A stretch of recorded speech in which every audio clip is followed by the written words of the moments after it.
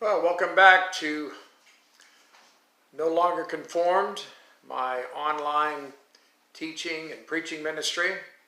We're continuing today in our study of the book of Acts, which I've entitled Luke's History of the Church, Volume 2. Today we'll be looking at, in this session, Acts chapter 2, verses 5 through 13, which I've given the session the title, Speaking with Other Tongues. Let's jump in and read that passage, and then we'll consider it today. And there were dwelling in Jerusalem Jews, devout men from every nation under heaven.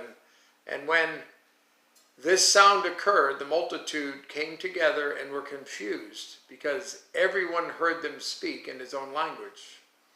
Then they were all amazed and marveled, saying to one another, "Look, are not all these who speak Galileans? And how is it that we hear each in our own language in which we were born? Parthians and Medes and Elamites, those dwelling in Mesopotamia, Judea and Cappadocia, Pontus and Asia, Phrygia and Pamphylia, Egypt and the parts of Libya adjoining Cyrene, visitors from Rome, both Jews and proselytes, Cretans and Arabs. We hear them speaking in our own tongues and the wonderful works of God." So they were all amazed and perplexed, saying to one another, "Whatever could this mean?" Others mocked. Others mocking said, "They are full of new wine." What was the purpose? What was the purpose of this event? What was the purpose of what God was doing here?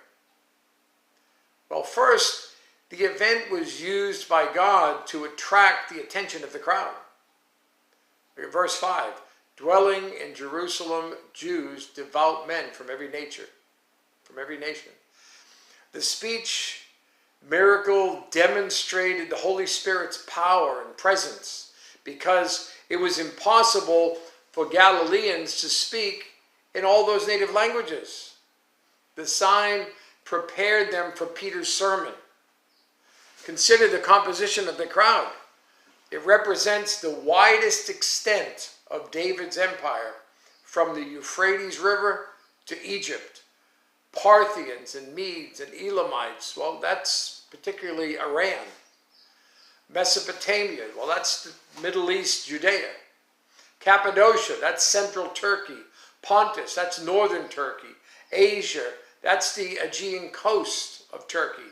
Phrygia and Pamphylia, that's the Mediterranean coast of Turkey. Egypt and Libya near Cyrene, well, that's northern Africa. Rome, Crete, Arabia. All these territories had Jewish communities.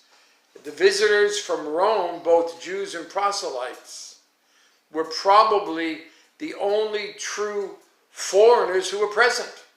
Everyone else was residing in Jerusalem for some reason. The response of the crowd to the miracle reveals that God set the stage for what he was about to do, and that is to build the church. Verses 11, the second part of it, down to verse 13, it says, "We hear them speaking in our own tongues the wonderful works of God." So they were all amazed and perplexed, saying to one another, "Whatever could this mean?" Others, mocking, said, "They're full of new wine." They're drunk, essentially.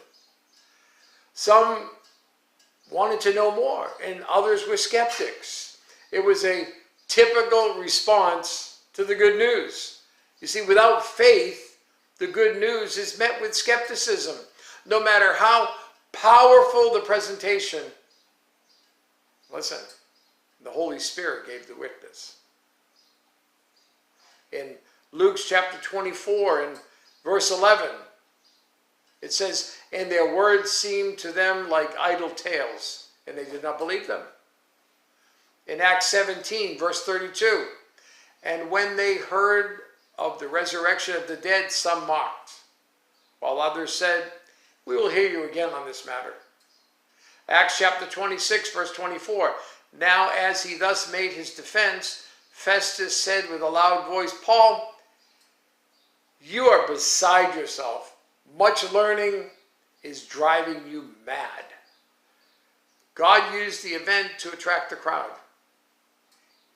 It's like he had the fish on his gospel hook. As one of the new fishers of men, an old fisherman, Peter, will preach, and he will pull them into the boat, and the church will grow. Another reason the miracle of tongues was used by God on the day of Pentecost was to authenticate the message. Remember, Jesus was the one rejected by the very Jewish leaders that all these people follow. So we're talking about someone who was declared a criminal and a blasphemer, who was executed for those crimes, and he's now the one who the gospel message is pointing to. This message needed to be authenticated by God, and it was by the coming of the Holy Spirit, the filling of the Holy Spirit by those leaders. So what's the point of this particular session, this lesson? Where am I going with this? Well, the coming of the Holy Spirit at Pentecost, it signals 4 realities regarding the church. 4 realities regarding the church. And let's take a look at those realities that has occurred now by the Holy Spirit at Pentecost. First, the church was empowered for its mission. The witness of the Holy Spirit to Jesus Christ has now begun. And what are the results of the gospel's power? Well, look at verse 41 of this same chapter 2. Then those who gladly received his word were baptized, and that day about 3,000 souls were added to them. So that 120 that were gathered, who the Holy Spirit came to, now 3,000 were added to them. Essentially, the first megachurch was the first church. It wasn't some special thing because of modern evangelism, modern church building. No, the first megachurch was the first church. 3,000 and some members. Probably more than that, because in those days they usually only counted the men, not the women as well. But let's just take the words as they're written. And it's 3,000 in that new church. So the church was empowered for its mission. Second, the harvest of the mission field began. Pentecost was the festival of the first fruits of the wheat harvest. And these are the first fruits of the Holy Spirit's work with the new church. The third thing is the spiritual harvest only began there. What happened that day was only first fruits. It spread in ever-widening circles like a pebble dropped in the water as it just ripples out and out and out and out, wider and wider circle. It's a worldwide mission. Jerusalem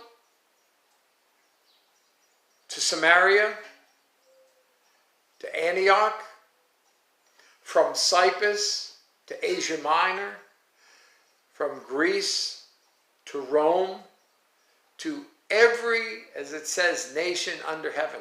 All these people would go back to their countries, to their communities, and they would share what had happened to them. They would share the good news that they received. They would share what great things God had done for them. From Jews to Samaritans, from God-fearers to Gentiles. And the fourth and final thing about this event in the reality for the church is that the spiritual harvest signals the end times. It's the final period of God's plan of salvation. He used Jesus to create a people for himself. The coming of the Holy Spirit is the sign that it is the last days.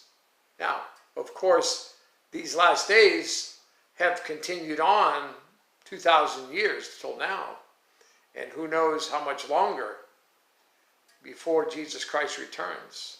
But the emphasis of what's happened here at Pentecost in Jerusalem by the coming of the Holy Spirit, the emphasis of what's happened is central to Peter's sermon of Acts chapter 2, what comes next in verses 14 to 41. So let me ask you a question. What part are you playing in this plan of God's?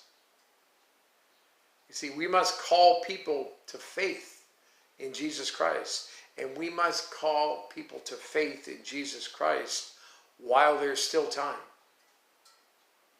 While there's still time for it to be received. Next time, we're going to consider that sermon that Peter preached that day after the Holy Spirit fell, beginning at verse 14.